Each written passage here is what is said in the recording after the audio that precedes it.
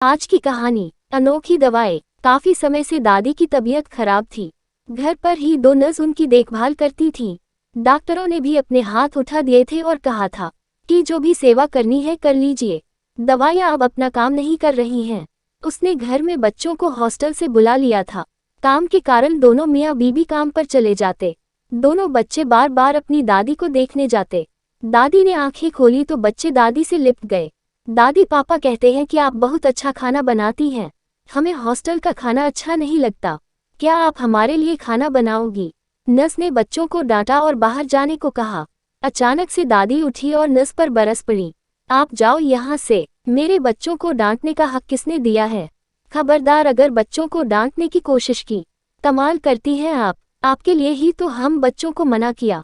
बार बार आते हैं आपको देखने और डिस्टर्ब करते हैं, आपको आराम भी नहीं करने देते। अरे इनको देखकर मेरी आंखों और दिल को कितना आराम मिलता है तू क्या जाने।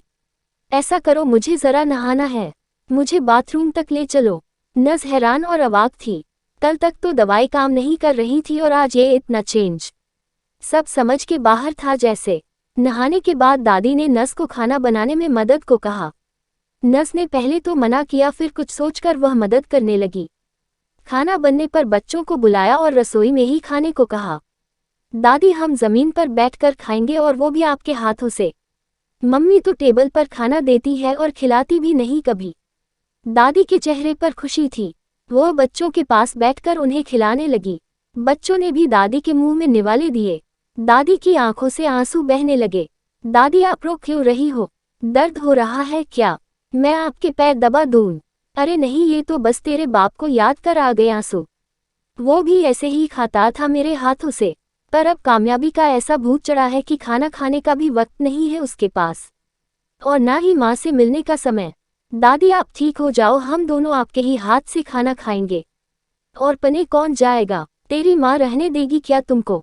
दादी अब हम नहीं जाएंगे, यही रह कर पड़ेंगे। दादी ने बच्चों को सीने से लगा लिया। नर्स ने इस इलाज को कभी पढ़ा ही नहीं था जीवन में।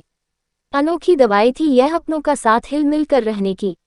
दादी ने नर्स को कहा, आज के डॉक्टर और नर्स क्या जाने कि भारत के लोग 100 साल तक निरोगी कैसे रहते थे।